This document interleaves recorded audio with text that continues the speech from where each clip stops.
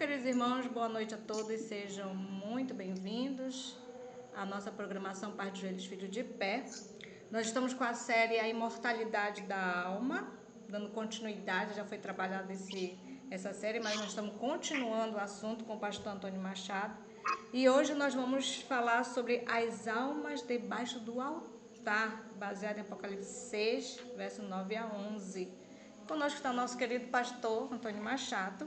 Eu passo para ele a palavra. Seja bem-vindo, pastor. Obrigado, irmã Alexandra. E eu saúdo-vos com a amorável paz de Cristo Jesus. Quero falar da minha alegria de estar aqui para darmos continuação a essa série maravilhosa que trata dos engodos, dos enganos, das falácias do espiritismo, defendido pelas correntes católicas, pagãs, as mais diversas religiões espíritas e até mesmo pelo protestantismo apóstolo. Então, hoje vamos para o terceiro estudo desse mês, as almas debaixo do altar. Esse capítulo 6 do Apocalipse tem sido usado, especialmente do verso 9 ao 11, como um prato cheio pelos espiritualistas para provarem que as pessoas justas, ao morrerem, vão direto para o céu, que há um inferno ardente na atualidade para onde vão os perdidos, de que os mortos são conscientes, eles falam, eles inclusive sabem as coisas que estão acontecendo aqui na Terra, etc, etc. Então eu pergunto, como resolver essa questão? Porque aqui está escrito mesmo, as almas debaixo do altar. E eu vou estar convidando o nosso querido Meliés, né? Boa noite, Meliés. Boa noite, irmão Machado. E a nossa querida irmã Jane. Boa noite, irmã Jane. Irmã Jane não se encontra, né? Então a irmã Jéssica, por acaso, está aí? Estou aqui, pastor. A irmã Jane? Esther.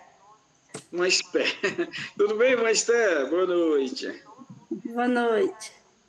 Então, eu vou pedir que o irmão Eliés, a irmã Esther, tomem parte nas leituras, apesar que nós vamos ler muito poucos textos, porque o tempo é muito pouco, nós só temos aqui 45 minutos para esse tema, e é muita coisa, apesar de termos aqui apenas 2 versos,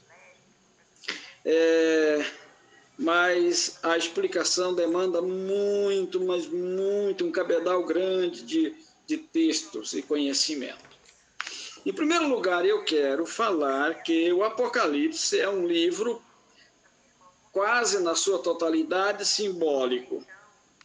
Para compreendermos o livro do Apocalipse, temos que conhecer a chave do simbolismo, a chave profética para desvendá-lo. Nem todo o Apocalipse pode ser aplicado de maneira literal. Ele é permeado da linguagem simbólica. E eu queria chamar a atenção aqui para uma linguagem chamada linguagem profética. Isso é muito importante. Então, é o caso aqui do capítulo 6, do 5º selo.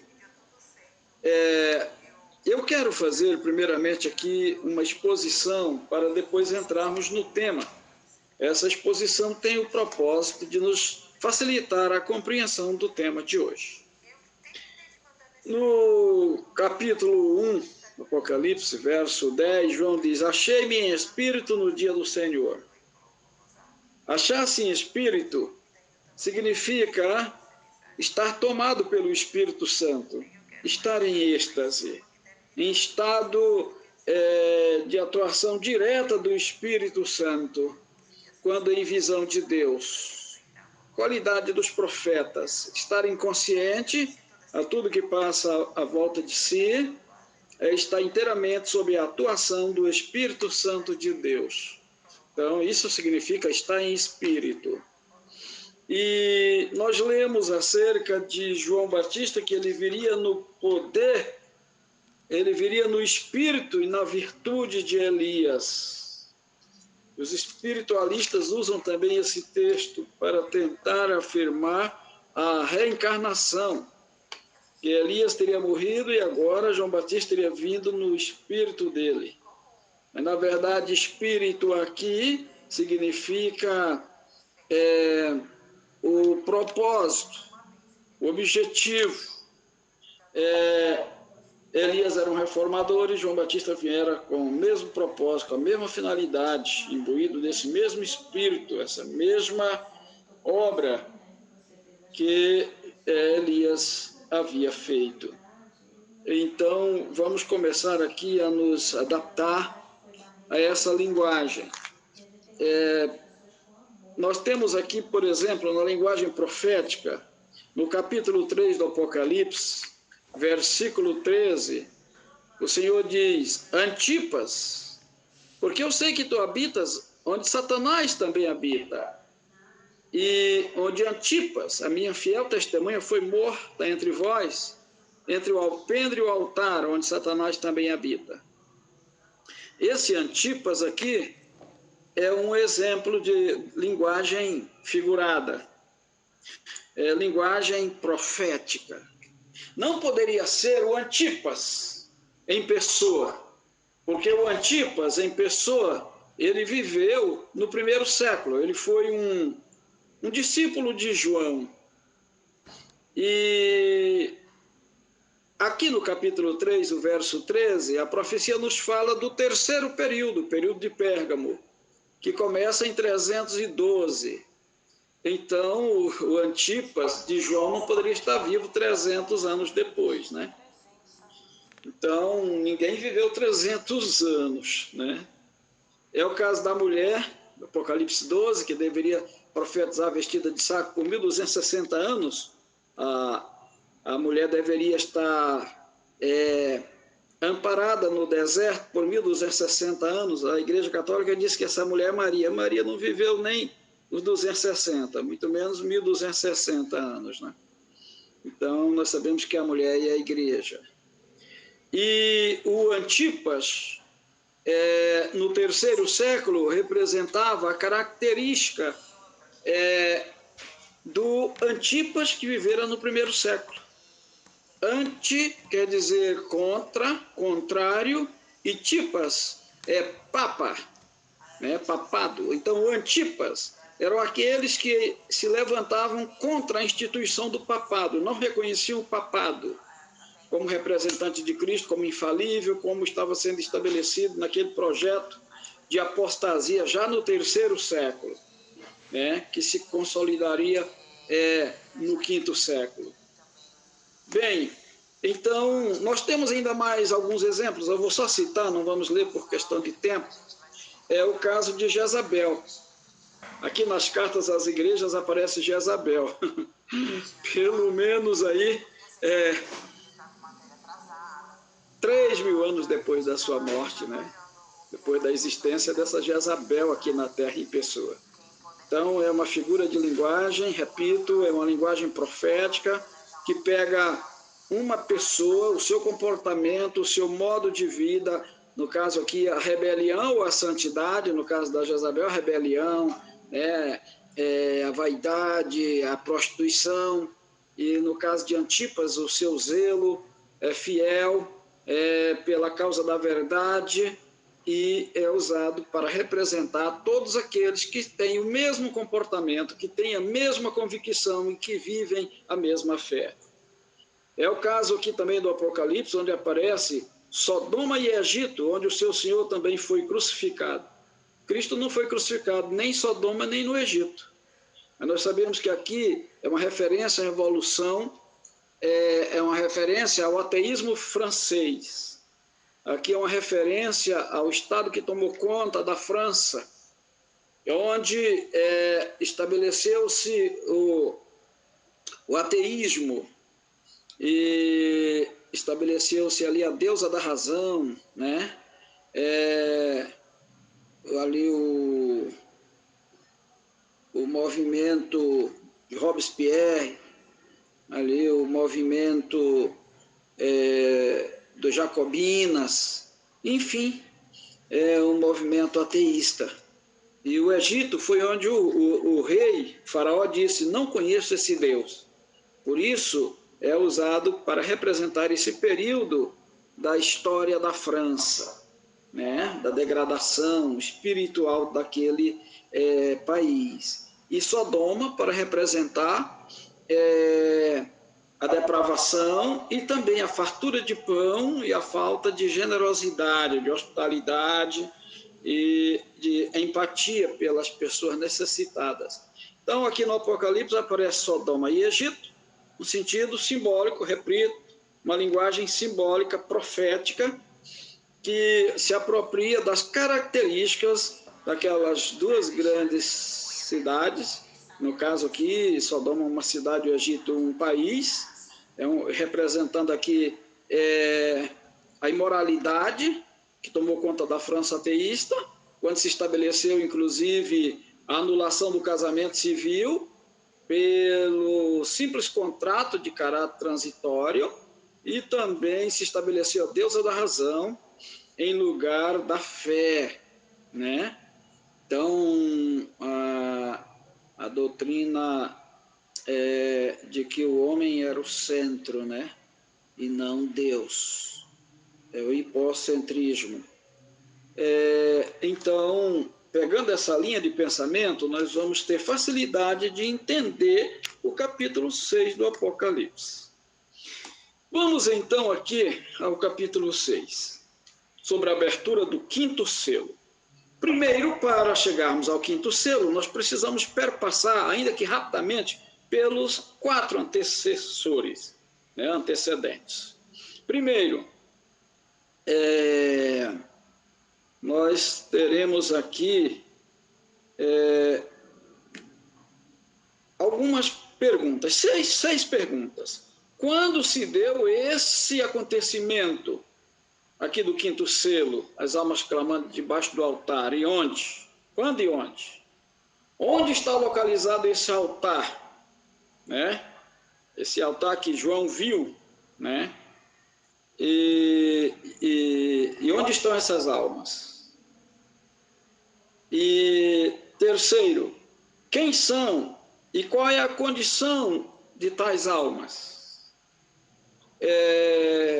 Quando essas pessoas morreram. Quarto, o que significa o seu pedido de vingança? Quinto, que são as vestes brancas? Não vai ser possível a gente responder isso aqui, porque o tempo não nos permitirá, com certeza, né? Sexto, quando descansaram por um pouco de tempo, quem são os irmãos que seriam mortos, como eles também o foram? Nós vamos responder só as 3 primeiras, né? Porque o tempo não vai nos permitir. Bom, os 7 selos e seus respectivos períodos começam do versículo 1 do capítulo 6. No versículo 1, no versículo 2, nós temos o cavalo branco, representando o primeiro selo. Aqui nós temos o período que vai do ano 27 ao ano 100 da era cristã. Nós temos a igreja de Éfeso, né? A época da pureza, representada aqui pelo cavalo branco, representando a pureza dos crentes nesse período do primeiro século, a igreja cristã primitiva. Do versículo 3 ao 4, nós temos o cavalo vermelho. O cavalo vermelho no segundo selo, que vai do ano 312 depois de Cristo, com a apostasia que já se iniciava, segundo Pedro já havia falado, e também o apóstolo Paulo, e que resultaria no surgimento do homem do pecado, do filho da perdição, nas doutrinas de demônio que proibiriam o casamento e o uso dos alimentos que Deus criou para os fiéis comerem com ação de graças, ou seja, o celibato que tomaria conta da igreja católica, padres, bispos, freiras e papa, né? Não se casariam, e também aqui as festividades que foram restauradas a partir de 325 no Concílio de Nicéia, como a Páscoa, né? E a Semana Santa, né? A Páscoa, sábado de Aleluia, né? Sexta-feira Santa, toda essa baboseira aí, onde era requerido um jejum. Naquela época não se comia nada absolutamente, nem se bebia, nem mesmo se tomava banho nesse período, né? Então, é muito terrível. Cumpriu-se essa profecia. Então, aqui nós temos já do ano 100 ao ano 312, segundo período, cavalo vermelho, representando o sangue, né? A carnificina que foi estabelecida contra os cristãos, que até então eram perseguidos apenas pelos judeus, mas daqui para frente agora começa a perseguição também por parte da igreja, inclusive com Nero, né? E nós temos o terceiro selo, que vai do verso 5 ao 6, do ano 312 ao ano 538 depois de Cristo, com a conversão do imperador Constantino em 323, né, ao cristianismo. Ou seja, Constantino é o fundador da Igreja Católica Apostólica Romana. Se ouve por aí, se ensina na Igreja Católica que Pedro é o fundador da Igreja, mas não é verdade. Nos dados históricos você encontra Constantino se convertendo em 323 e cristianizando todos os dogmas do paganismo, a adoração do primeiro dia da semana, a festividade do Natal, né? E toda essa situação. A Santa Helena é a mãe de Constantino, virou santa, e a sua irmã também virou santa. Então, e Constantino estabelece ali agora a possibilidade de que os cristãos não fossem mais presos e martirizados, podendo assim viver o cristianismo mesclado com o espiritismo, né? Com o paganismo. E em 325, o Concílio de Nicéia substituiu completamente o cristianismo apostólico, né, pelas tradições do Império Greco-Romano na fusão igreja-estado, nascendo posteriormente, em resultado disso, o dragão dando à besta o seu trono, o seu poder, surgindo aqui o papado, né? O imperador, que agora também, sendo rei, era o pai da igreja. Bem, nós temos agora, nesse período, o cavalo preto. Preto é o contrário do primeiro período, que era um cavalo branco. Enquanto o cavalo branco é a pureza, é a luz, é o evangelho, o cavalo preto são as trevas. Trevas morais, trevas espirituais, as trevas do paganismo, do sincretismo. Então, esse cavalo preto aqui, né, terrível, representando o período agora que dá origem ao catolicismo.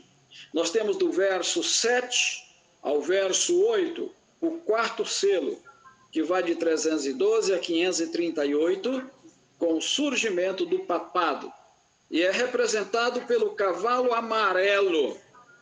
Amarelo é a cor da morte. As pessoas, também as plantas, os vegetais, antes de morrerem, ficam pálidos, ficam amarelos e finalmente morrem.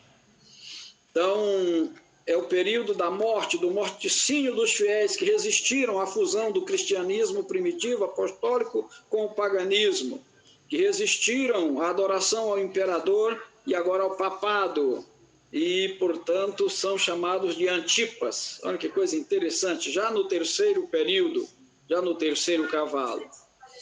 E aqui nós temos, portanto, o quarto selo, né? Com o que está sentado neste cavalo chama-se morte. Então, o cavaleiro é a morte, né? E também o inferno e o Hades, que nós já estudamos em estudos anteriores, e representam a sepultura, né? A sepultura. e não um lugar de tormento, como os espiritualistas em geral tentam nos fazer crer, né? E aqui nós temos o período de 538 a 1798 depois de Cristo, a supremacia papal, a Idade das Trevas, a Santa Inquisição, a mortificina, o martírio dos cristãos, inclusive o massacre de São Bartolomeu, que acontece dentro desse período, né? Período da guilhotina, o período em que os cristãos eram levados para o Coliseu, eram destruídos pelas feras, enfim, né? Então temos aqui o período amarelo, o período da morte. E finalmente nós chegamos ao que nós nos propomos a estudar hoje, depois de feita essa viagem pelos 4 períodos antecessores, né? Vamos agora para o 5º período, o 5º selo. Eu vou pedir para o meu Eliés estar lendo para nós, por gentileza, do verso 9 ao 11. Que diz assim: E havendo aberto o 5º selo, vi debaixo do altar as almas dos que foram mortos por amor da palavra de Deus e por amor do testemunho que deram. E clamavam com grande voz, dizendo: Até quando, ó verdadeiro e santo dominador, não julgas e vingas o nosso sangue dos que habitam sobre a terra? E foram dadas a cada um compridas vestes brancas, e foi-lhe dito que repousasse ainda um pouco de tempo, até que também se completasse o número de seus conservos e seus irmãos que haviam de ser mortos, como eles foram. Amém. Obrigado, irmão Eliés. Bem, havendo aberto o 5º selo, disse João: vi as almas dos que foram mortos as almas estavam debaixo do altar, clamando com grande voz: até quando, ó grande Deus, não julgarás o nosso sangue? Bem, vamos aqui ao primeiro detalhe para nos fazer compreender essas declarações. Quando e onde se deu esse acontecimento? Bem, o altar se encontra na terra. O lugar onde os corpos mortos dos santos caíam, né? E rolavam ali para debaixo dele, debaixo do altar. João vê esses acontecimentos aqui na terra. João vê isso acontecendo aqui na terra, em Roma, né, especialmente. Bom, os espiritualistas usam essas ilustrações, prestem bem atenção, ilustrações, esses símbolos, essas figuras, para provar que existem espíritos desincorporados conscientes após a morte. Que João viu essas almas, ou espíritos, né, desincorporados, conscientes, e também conhecedores do que estava acontecendo aqui na terra, pois clamavam por vingança. Bom, poderemos e vamos ver a fragilidade da explicação, da compreensão espírita acerca desses versos. Primeiro, segundo os espiritualistas, os justos ao morrerem vão direto para o paraíso. Esse altar não estaria no paraíso, é claro, porque no céu só tem um altar, do qual a Bíblia nos informa. E nesse altar do céu, não é o altar da morte, ninguém morre ali, né? E jamais haveriam almas, ou cadáveres, ou corpos mortos, ou coisa do tipo lá no céu. Jamais. Né? No céu não entra essas coisas. Então, aqui está o primeiro equívoco da explicação literal, da aplicação literal que os espíritas fazem dessas descrições aqui de João. João, repito, vê um altar que representa o altar do Papa, o altar da Inquisição, o local do martírio, onde os cristãos eram sacrificados, eram martirizados, mas, claro, aqui na terra, Roma não fez nenhum massacre lá no céu, nenhum martírio lá no céu. Roma fez o massacre aqui na terra.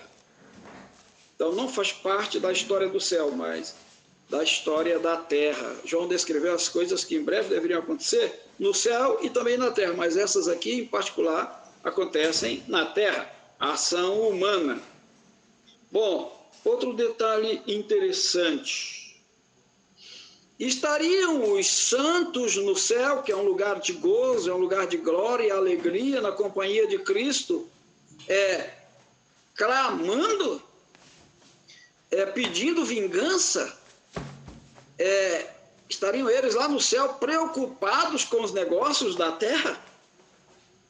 Isso não bate, né? Não há como ser verdade. O céu é um lugar de gozo e alegria, ali na companhia de Cristo. Jamais os santos que, de acordo aqui com a narração, teriam sido mortos, se encontrariam no céu pedindo vingança pelo seu massacre e acompanhando as coisas que estavam ou estariam acontecendo aqui na Terra. Então, nós vamos começar a entender que tipo de almas são essas aqui. Nós vamos ver que a Bíblia chama de almas tanto a pessoas vivas quanto a pessoas mortas. Já nós vamos chegar lá. E depois, para dizer que os santos, ao morrerem, vão direto para o céu. Bom, se os santos, ao morrerem, vão direto para o céu, para o paraíso, conforme nós já vimos aqui em outros estudos, ainda vamos ver sobre o ladrão, a promessa de Jesus ao ladrão na cruz. Se alguém que está no céu, está na glória, está no paraíso, está salvo, poderia estar numa condição humilhante, debaixo de um altar, né? E ainda mais cheio de, pelo menos, ressentimento, lembrança das coisas passadas. Se lá no céu não se lembra, não há lembrança nem recordação das coisas passadas. Outra coisa, irmão, se são almas desencarnadas, desincorporadas, como eles ensinam, os espiritualistas ensinam, como poderiam ser vistas por João? Por João, se era algo metafísico, algo incorpóreo. Interessante, né? Se eram espíritos, como poderiam ser vistos? Bom, então nós vamos procurar, isso nós estamos abordando para mostrar as incoerências da explicação, né, espiritualista, que não batem, não tem apoio na Bíblia. E vamos tentar, então, explicar a maneira correta de se compreender isso aqui. Tá? Também nós perguntamos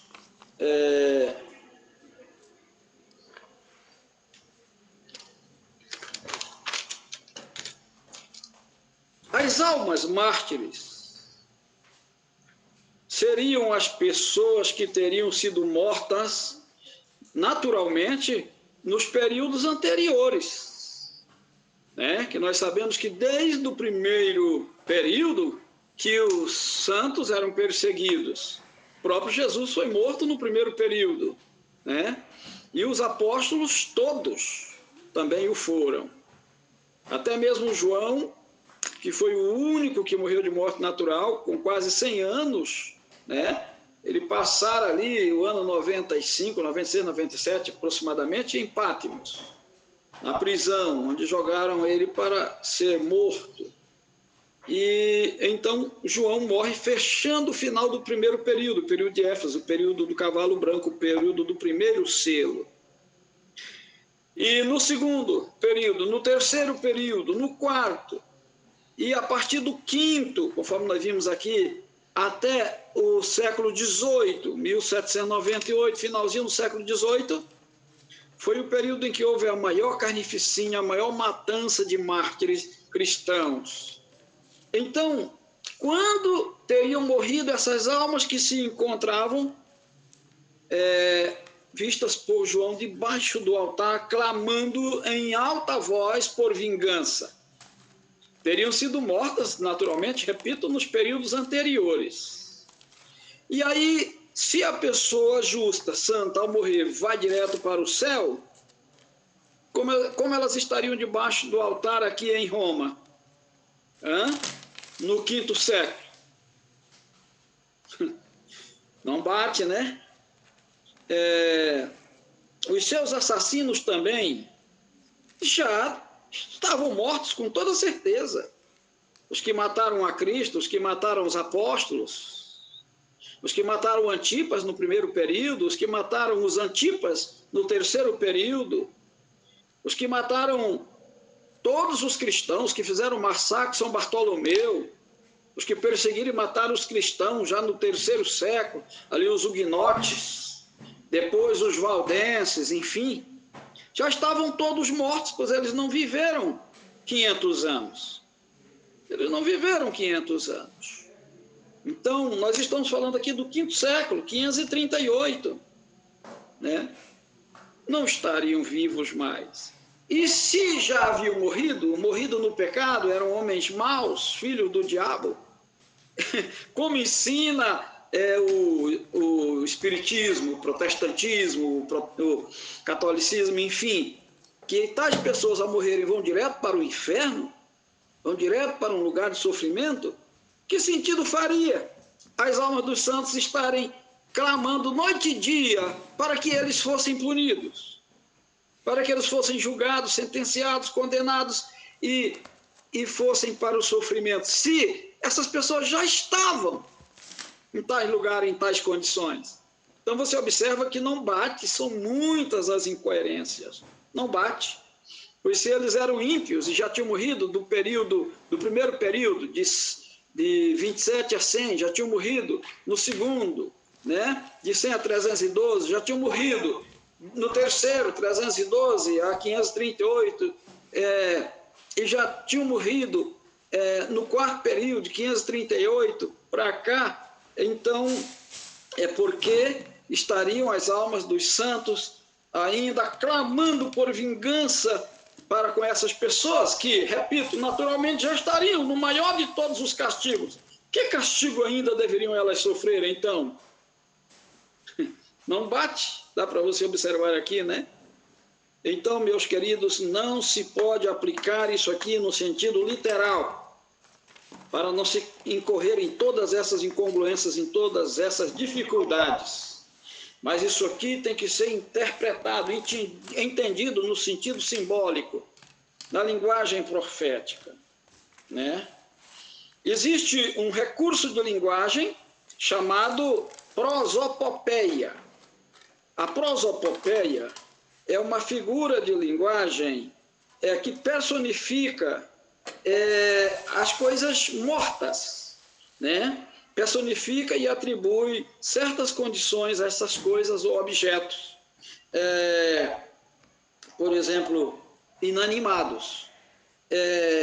Atribui-lhes vida, ação, inteligência, e etc. Certo? Então, só à luz da prosopopeia a gente pode realmente entender isso aqui, esses versos. Tá?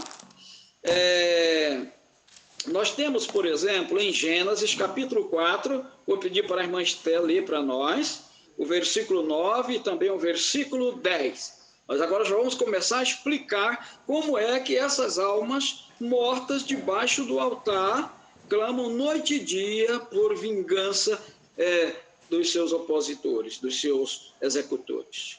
Gênesis 4, 9 e 10.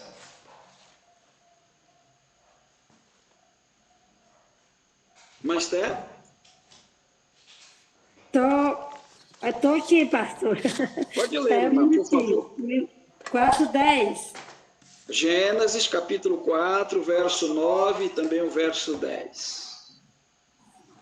O Senhor disse...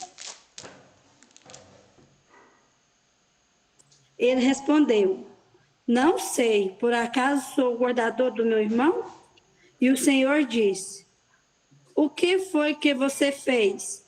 A voz do sangue do seu irmão clama da terra a mim? Obrigado. E agora vou... Amém. Tá bom. Obrigado, irmã Esther. Então, quando Caim mata Abel, Deus o aborda da seguinte forma. Abel, Caim, cadê o teu irmão, Abel? Se por acaso sou eu o guardador do meu irmão? O Senhor disse, Caim, o sangue do teu irmão, essa versão que a irmã leu, diz, a voz do sangue do teu irmão clama a mim desde a terra. Olha que coisa, como poderia um sangue clamar, irmãos?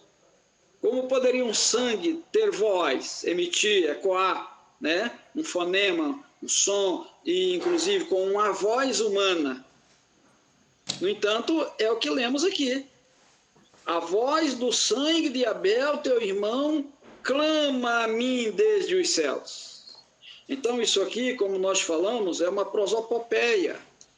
É uma figura de linguagem muito usada na Bíblia, inclusive do Gênesis ao Apocalipse, repito. Onde seres inanimados, objetos ou coisas são personificadas e recebem atribuições e condições de fala, de inteligência, de vida, de ação, enfim, certo? Então, da mesma forma que o sangue de Abel, a voz do sangue de Abel clamava a Deus desde a terra, as almas debaixo do altar também clamavam. Ou seja, uma linguagem figurada, metafórica. Agora, nós vamos ler, irmão Eliés, Hebreus 11, verso 4. Por favor, irmão.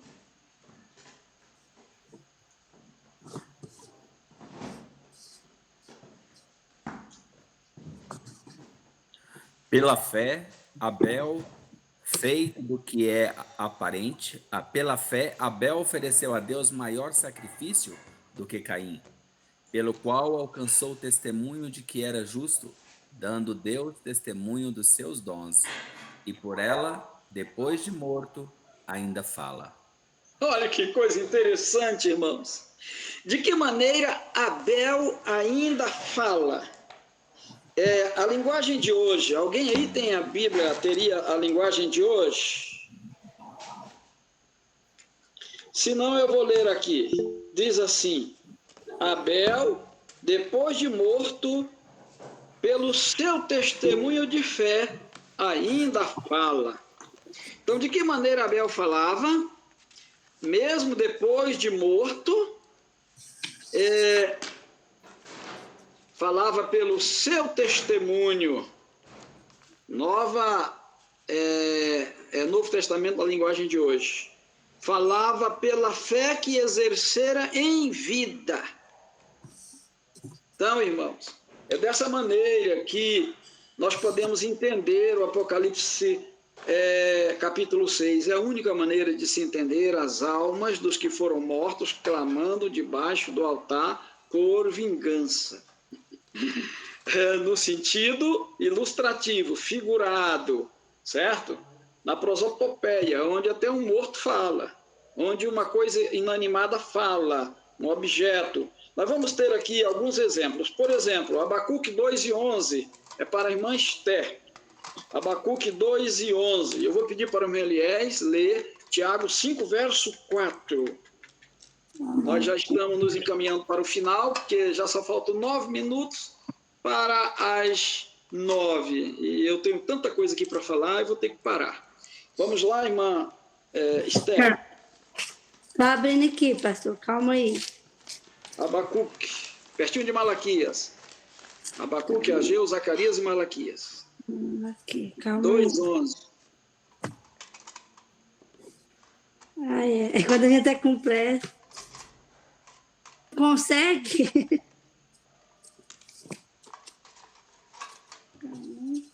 Bom, a irmã está tendo dificuldade para encontrar, e o tempo aqui é precioso. Eu vou ler. Pode passar para frente, pastor. 2:11 de Abacuque.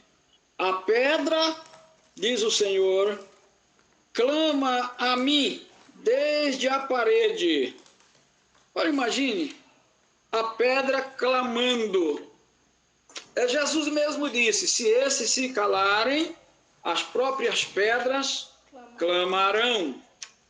Então, a Bíblia está cheia desse tipo de linguagem. Eu vou ler aqui na minha Bíblia, Abacuque 2:11. Eu vou ler nessa versão aqui. Diz assim.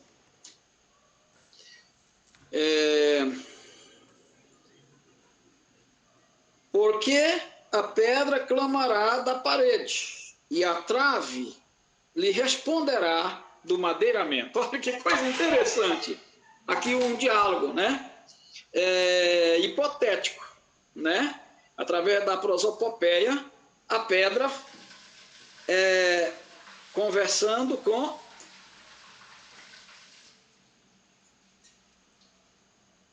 outro instrumento da construção civil, conversando, uma falando e a outra respondendo.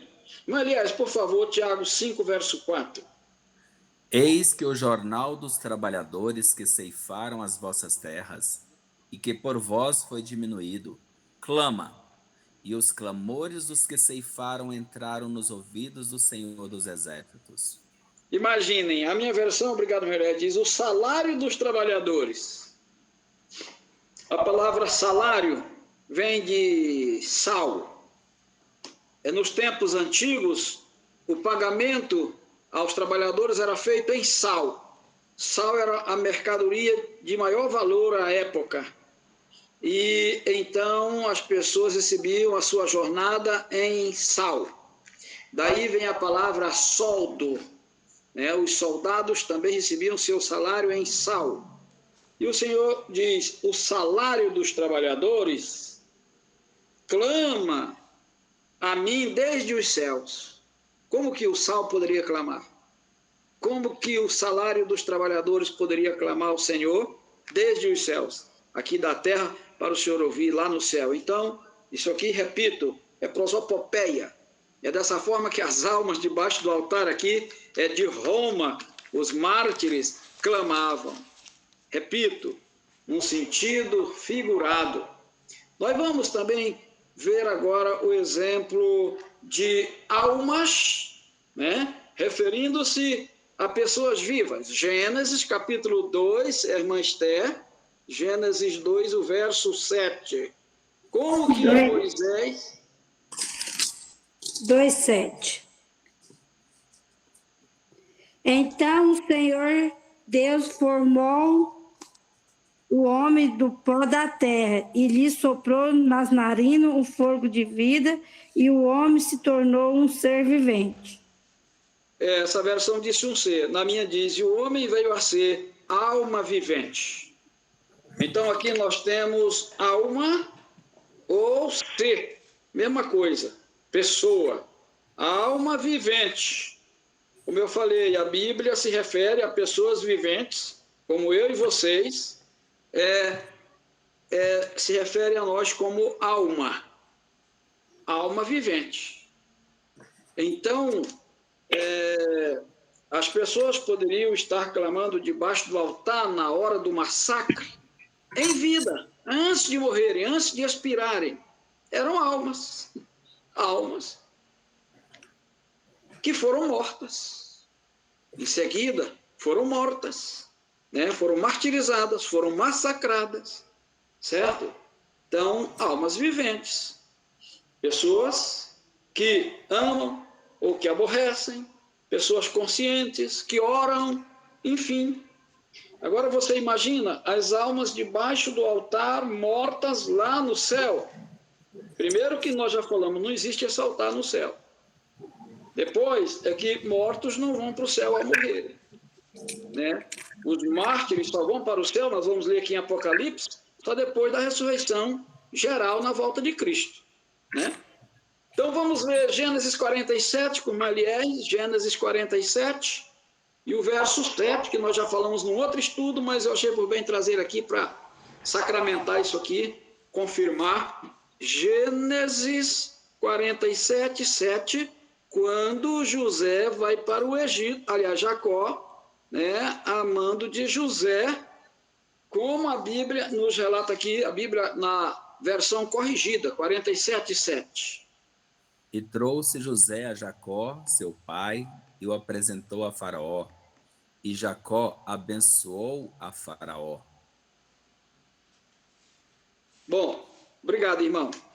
A minha versão diz assim: e Jacó levou consigo para o Egito 70 almas, compreendendo seus filhos, suas noras, seus netos, 70 almas. A outra versão diz 70 pessoas. Então, repito, pessoas, alma, viventes, são a mesma coisa na linguagem bíblica, certo? Então, somente pessoas vivas, somente almas viventes podem orar, podem clamar, podem pedir justiça. E, bom, na definição bíblica, pessoa, tanto mortas ou vivas, conforme exemplos que nós já vimos, são chamadas almas. Nós vamos ler, irmã Esther, Números capítulo 19, o verso 13, irmã Esther. Números, capítulo 19, o verso 13. 19? É. Eu consegui aqui. 19, 3? 13. Ah, 13.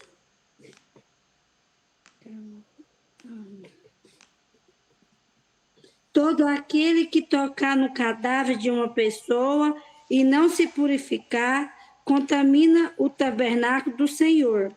Essa pessoa será eliminada de Israel, porque a água purificadora não foi aspergida sobre essa pessoa. Ficará impura, a sua impureza ainda está nela. Muito bem, obrigado, irmã. E eu vou ler nessa versão aqui. Todo aquele que tocar em algum morto, cadáver de algum homem, e não se purificar, contamina o tabernáculo do Senhor, essa pessoa será eliminada de Israel, porque a água purificadora não aspergida sobre ele, imunda será a sua alma. Uma coisa interessante aqui, Bíblia corrigida. Alma, pessoa, viventes, repito, são maneiras como a Bíblia se refere a pessoas vivas, né? Bom, as almas dos mártires são simplesmente as pessoas que foram mortas. Elas oravam, elas clamavam, claro, em vida, né? É aqui um eufemismo. O altar papal, né, é o lugar onde as pessoas mortas caíam, né, debaixo dele na terra, portanto, não no céu. As mesmas pessoas agora no céu, vamos ler para concluir, Apocalipse 20, versículo 4. Aliás, vamos ler até o verso 6.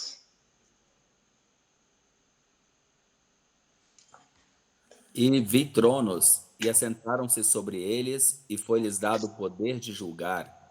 E vi as almas daqueles que foram degolados pelo testemunho de Jesus e pela palavra de Deus, e que não adoraram a besta nem a sua imagem, e não receberam o sinal nem em suas testas, nem em suas mãos, e viveram e reinaram com Cristo durante 1000 anos. Mas os outros mortos não reviveram, até que os 1000 anos se acabaram. Esta é a primeira ressurreição. Bem-aventurado e santo aquele que tem parte na primeira ressurreição. Sobre estes não tem poder a segunda morte, mas serão sacerdote de Deus e de Cristo, e reinarão com ele 1000 anos. Obrigado, meu irmão. Então, aqui a João é dado contemplar, ele aqui se refere novamente às almas. Almas martirizadas, almas dos que foram mortos por causa do evangelho, do testemunho da sua fé, agora são vistas no céu. Por quê? Porque, como eu já disse, tanto há pessoas vivas quanto há pessoas mortas, a Bíblia chama de almas. Não é o que sai dela, o que desincorpora na morte, certo? É um eufemismo, né, para um cadáver. É chamado alma morta. E, enquanto ele respira, tem consciência, é chamado alma vivente. Então, quando João vê as almas lá no céu, depois do milênio, depois do fim da história terrestre, aliás, depois da segunda vinda de Cristo, depois da ressurreição, durante o milênio, julgando, ele está se referindo às pessoas que ressuscitaram de maneira corpórea e subiram com Cristo. Não está falando de almas ou espíritos desencarnados, mas está falando dos salvos, está falando dos santos ali na glória, né? Como disse o patriarca Jó, depois de desfeita a minha carne, ainda em minha pele verei a Deus, os meus próprios olhos e não outros o verão. Então ele está falando aqui da ressurreição, né? Então vamos ressuscitar como Cristo ressuscitou, de forma corpórea. E aí subiremos com Cristo, estaremos durante 1000 anos ali na glória, fazendo a dosimetria da pena dos perdidos, certo? Então as almas aqui João vê na glória, fazendo parte do julgamento, cada um testemunhando do seu tempo e dando a sentença ali com Cristo, na fase da dosimetria da pena, na segunda fase do juízo, fase judicativa, que precede a executiva, são pessoas que morreram aqui por causa do testemunho de Jesus. E mais um detalhe, João fala aí que eles não receberam a marca da besta. Eles morreram por se recusarem a receber a marca da besta, ou o seu número ou o nome.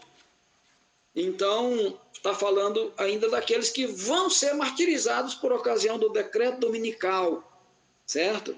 Que vão ser perseguidos pela besta romana, pela besta protestante, pela imagem dela, que é o poder civil, o braço do Estado, o braço armado, né? As leis, os legislativos, enfim, e vão estar, depois de tudo isso, resistindo aqui à marca da besta, no período em que, inclusive, alguns serão mártires e outros receberão sentença de morte, mas Deus os livrará à meia-noite, então estarão ali, sentados no trono com Cristo, fazendo esse trabalho de juízo.